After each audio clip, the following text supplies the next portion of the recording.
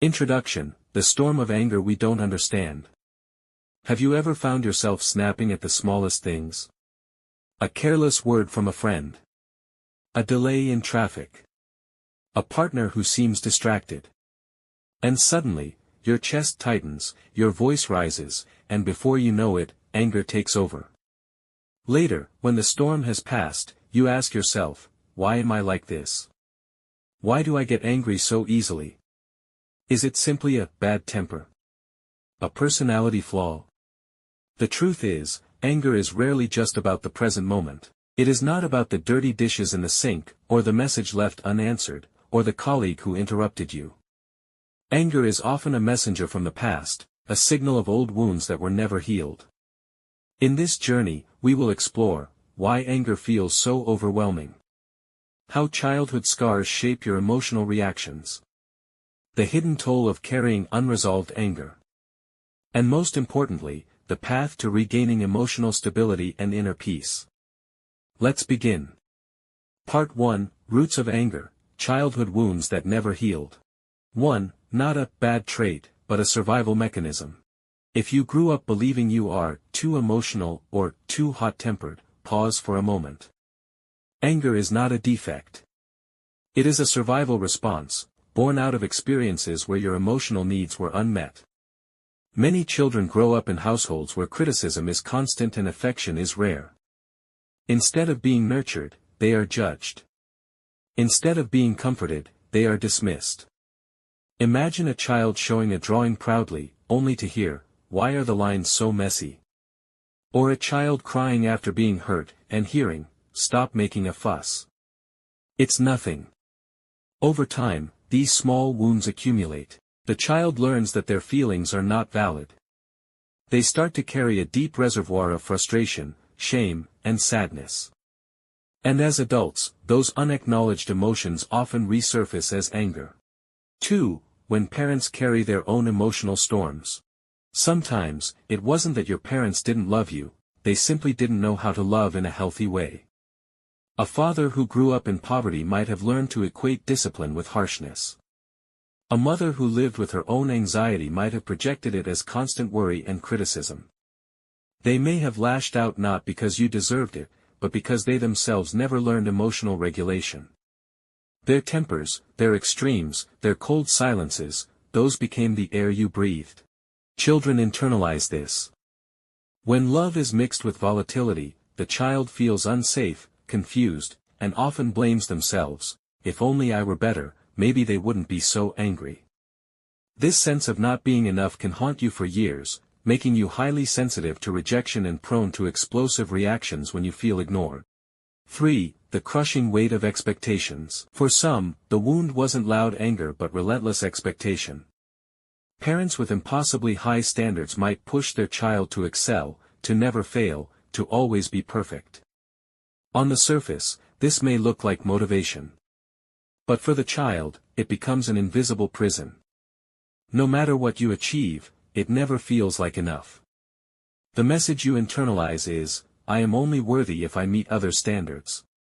So when life presents challenges, or when someone points out your flaws, the suppressed sense of inadequacy bursts out as anger. Not because you want to hurt others, but because deep down, you feel powerless. 4. Anger as a tool for attention. Another hidden root is the way anger becomes a tool.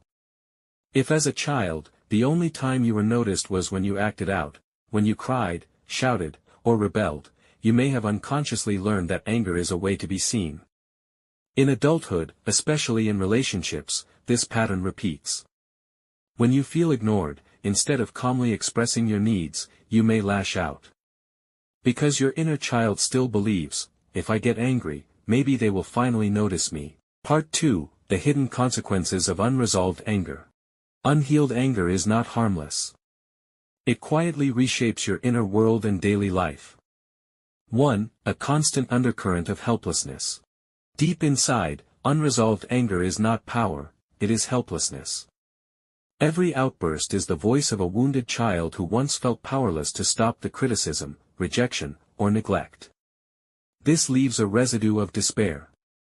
You may appear strong on the outside, but within, you carry a silent fear, I am not in control of myself. I am not safe in my own emotions. 2. Negative energy stored in the subconscious.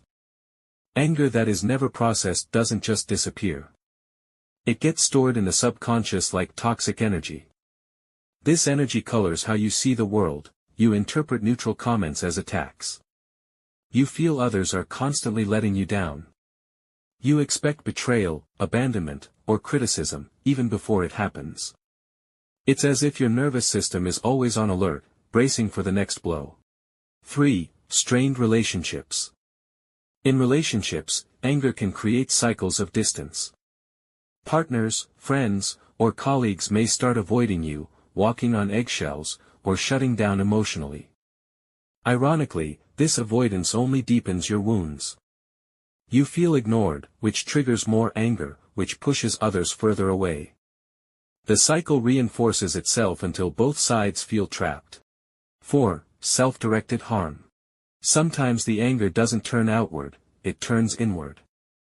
Self-criticism, shame, or even self-destructive habits can emerge.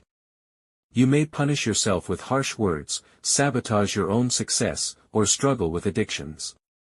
The pain becomes a loop, unresolved wounds fueling anger, and anger fueling more wounds.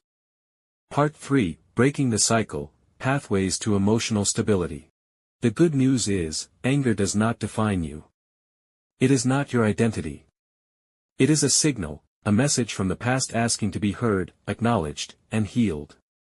Here are steps that can help you begin that process. 1. Inner child healing. Healing begins with reconnecting to the part of you that was once hurt. This means, acknowledging that your feelings were real. Reminding yourself that you were not at fault for the wounds you carried. Offering your inner child the safety, love, and validation you once lacked. This can be done through guided meditations, therapy, or simply by journaling dialogues with your younger self. For example, writing a letter that says, "I see your pain. I know you tried so hard. You are enough, and you are safe now." It may feel strange at first, but with practice, you begin to rewire your emotional foundation. 2. Breathing and meditation. When anger arises, your body floods with adrenaline. The key is to calm the nervous system before the storm escalates. One simple method is the 4-4-4 breathing technique. Inhale deeply for 4 seconds. Hold your breath for 4 seconds. Exhale slowly for 4 seconds. Repeat this cycle 3 times. It signals to your body that you are safe, helping you pause before reacting. Mindfulness meditation, practiced regularly, also reduces emotional reactivity. It trains you to observe your feelings without judgment, creating space between the trigger and the reaction. 3. Journaling emotions.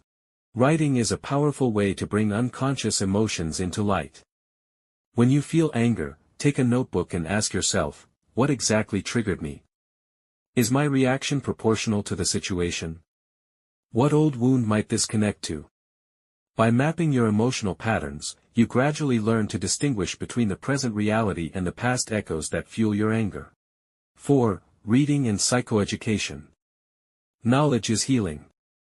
Books like The Emotionally Absent Mother or The Dance of Anger provide insight into how childhood dynamics shape adult behavior. Reading not only validates your experience but also offers tools to navigate it. 5. Professional therapy. For deep wounds, professional guidance is invaluable. A therapist can help you uncover hidden triggers, process traumatic memories, and build healthier coping strategies.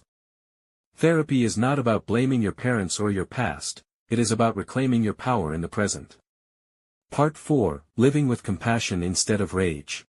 As you heal, something shifts.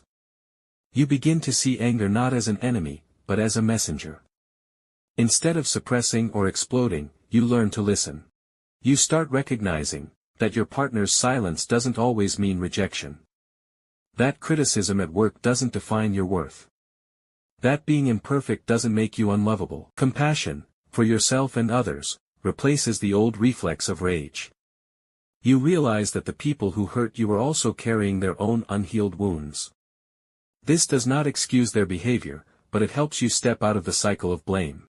Slowly, the storms inside you quiet down. Conclusion, from fire to freedom. If you often ask yourself, why do I get angry so easily, know this, your anger is not a curse. It is a compass pointing to parts of you that need healing. It is the voice of a younger you who longed to be seen, loved, and accepted. And now, as an adult, you have the power to offer yourself what you once missed: safety, understanding, and unconditional worth. Healing takes time. There will be setbacks.